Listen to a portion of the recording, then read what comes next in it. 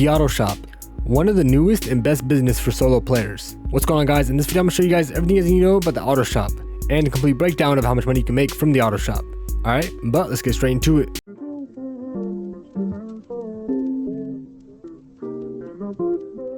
So, a little introduction to the auto shop. Why would you buy this? Well, first of all, is to make money from this, and second is to store your cars in here and modify them all in one place. It's an auto shop, so you can modify your cars in the auto shop, and you don't have to drive to the mod shop, so that makes it really convenient. And speaking of making money, is this the best for solos or a team of players? This business actually be the best for solo players, and in fact every single way making money from this business is actually the best for solos. So if you find yourself playing GTA by yourself most of the time, then buy this business. This business will be the best thing ever if you're a solo player. Next, how do you buy an auto shop? First, open your phone, go to money and services, then foreclosures, and then look for auto shops. And to unlock it, all you have to do is go to LS Car Me and then finish the cutscene, and then you'll have auto shops unlocked. And if you're wondering what the best location is, there is no best location. To be honest, I would just pick the location that is closest to your nightclub or arcade.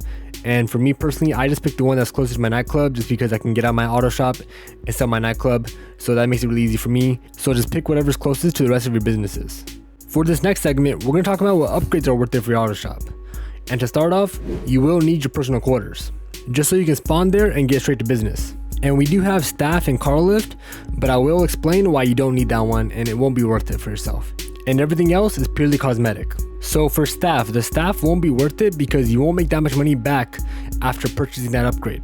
Okay, and the staff lets you deliver vehicles so you can make the real money while that's being delivered. The car lift upgrade is also not worth it because again, you won't make that much money back after purchasing it. The car lift upgrade costs 600k. Okay, and just to clarify for everybody, the car lift upgrade only adds another car lift. So you already have another one in your auto shop, so you don't need to purchase this one. So if you're really tight on money and you don't have that much to spend, don't buy the car lift upgrade. You don't need to, okay?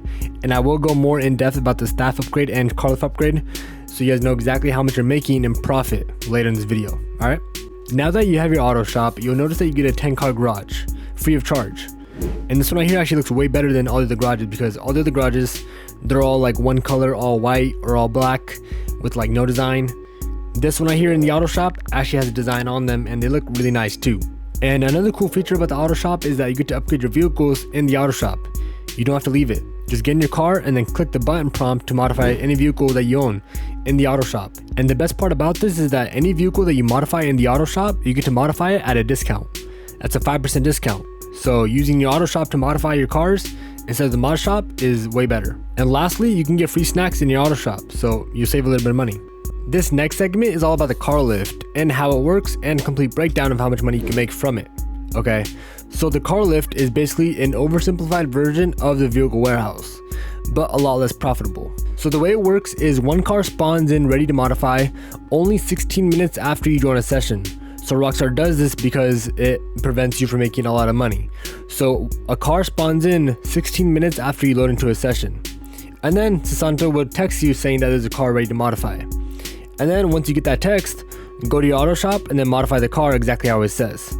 And you'll spend between 20 and 35k when you modify the car. And then once it's modified, you can then deliver it back to the customer. You can do it yourself or you can have your staff do it for you. If you choose to do it yourself, it'll take about 3 minutes.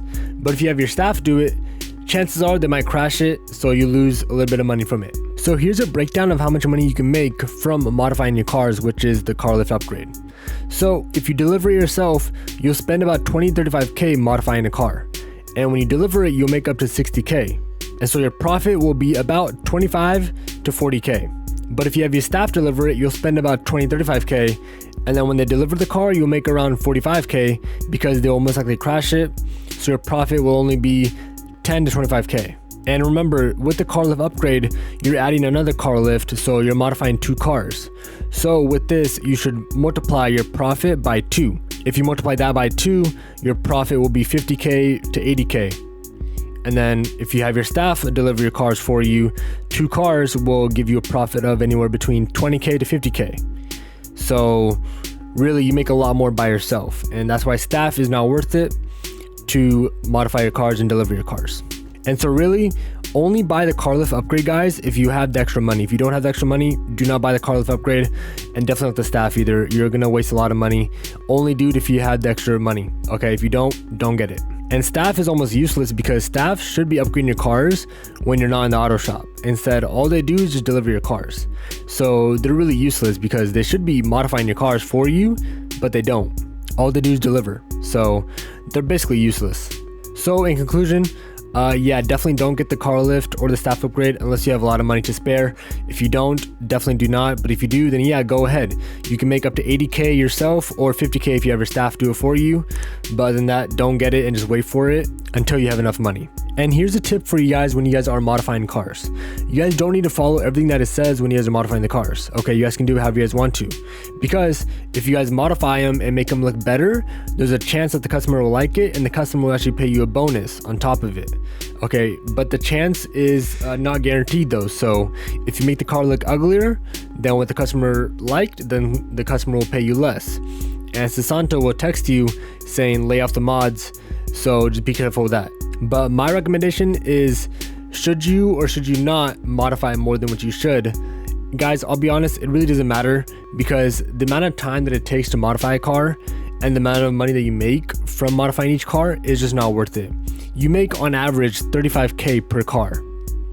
I will not spend more than 5 minutes, more than 2 minutes modifying a car because it really just isn't worth it just for 30K, guys. It really isn't. So I would honestly just go all out, do whatever you guys want to, make it look better because chances are the customer will like it and pay you an extra 5K so you can make 40K, you know? So really, it really isn't worth it trying to figure out which upgrades it exactly needs. Upgrade it however you guys want to. You guys don't need to follow the exact upgrades. That's what I do personally. I upgrade it however I want to. And then chances are the customer will like it and then the customer will pay me more. So that's what I would do because for 35K, guys, I wouldn't be perfect for 35K. It really doesn't matter. Your real money will be later in this video that you make through contract missions. Okay. So this right here is just a little spare change for you guys. I wouldn't follow exactly. Just do however you guys want to. Next is the exotic exports list. This right here is pretty simple and these are done in just 3 steps. You find these cars and then you steal these cars and then you deliver the cars and then you make 20K off of them and that's it. And some cars you can find on the roads just driving, same thing, you just steal them and then deliver them. And some appear as blue dots on your maps, same thing, you just find them and then steal them and then deliver them. Okay, and that's it. And these you only earn 20K from them, so they're not that crazy. You just earn a little bit from them, just a chump change. That's it. For this last and final segment, we're gonna talk about the contract missions, which is the best way you can make money from this business. Okay, so you know how you have your apartment and you have those 5 heists, the fleek job all the way to Pacific Standard, right? And you know how in those heists you need 4 people, and half the time you're failing the heist because it's so hard. They do pay a lot, but they're really hard, right? Think about those heists, but a lot easier. And instead, you only do 2 setups. That's what auto shop is. That's what these contract missions are. Okay, you do 2 setups, and instead of needing 4 people, you only need 2 people or just 1 person, and you can do it all solo. And instead of getting paid 600K, you get paid half the amount. Okay, so it's basically an oversimplified version of those 5 setups that you do in your apartment. So it makes you less money, but they're a lot easier. So here's how each contract mission works. Also in this video, I'm gonna be referring to these contract missions as heists because they are basically mini heists. So here's how each heist works. So each heist has 2 setups and a finale. Each setup pays 10K, okay? And each pay 180K. Each finale pay 180K, okay? There is one contract that pays 300K. That's the best one, being Union Depository. And you get plus 75K for every contract you complete the first time. And each heist, they take about 25 to 30 minutes to finish. So how much would you earn after every single contract? Well, so if you do 2 setups, you earn 20K. And after the finale, you earn 180K. That'll be 200K. And then 200K plus 75K, the 75K is the first time bonus. Then you'll earn 275K after each contract. Now let's say you don't get the first time bonus, then you'll only earn 200K. Okay, so each of them paying 200K on average. And even though you get paid a lower amount compared to other heists, these are actually the more exciting heists that you guys can do in the game. I'll be honest, these are a lot more fun than other ones. And then let's say a friend helps you. Your friend only gets 50K, okay, for helping you. That's it. So he doesn't get the 200K or whatever it is at the end, okay? And now back to the whiteboard. You guys are probably wondering what's the best contract you guys can grind. That would be the Union Depository contract, okay? I've already made a guide on that one on how to do it the easiest way possible. The link is down in my description down below. You guys can check that out. And I show you guys a step-by-step guide on how to do it the quickest way, okay? And every single contract is easily done in one try, guys. You gotta try to die pretty much, okay? And if you pay attention during the heist, you won't die. Don't worry, you won't die. They're really, really easy. And after each contract that you guys complete, there's a cooldown, okay? So you have to wait 48 minutes to complete the same one, okay? So that's the thing. So after every Union Depository contract or whatever one you like to play and finish, you'll have to wait 48 minutes to do it again. And then before I finish off this video, I will show you guys how to get Union Depository on your guys' whiteboard over and over again. And this is also including the cooldown timer. Okay, so let's say you guys did Union Depository and you have to wait 48 minutes. And then let's say you waited 48 minutes and you just came back, and then on your whiteboard, you don't see Union Depository. You see everything else except the Union Depository contract.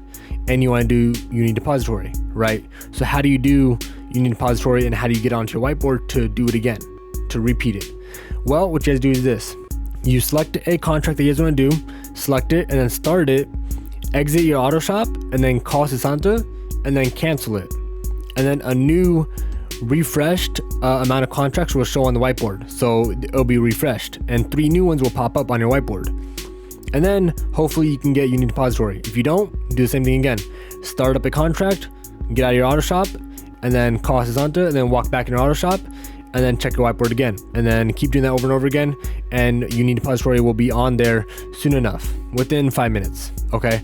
But that's how you guys get Union Depository back on your guys' whiteboard, and to repeat it again after the 40 minutes have came up, okay? So yes, after every single contract, you have to wait 40 minutes regardless. You cannot skip past that. So after 48 minutes, come back and then do those steps to get Union Depository back onto your whiteboard again, and you can just keep repeating it over and over again.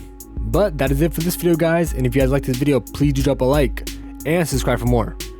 But I'll catch you in the next one. Peace.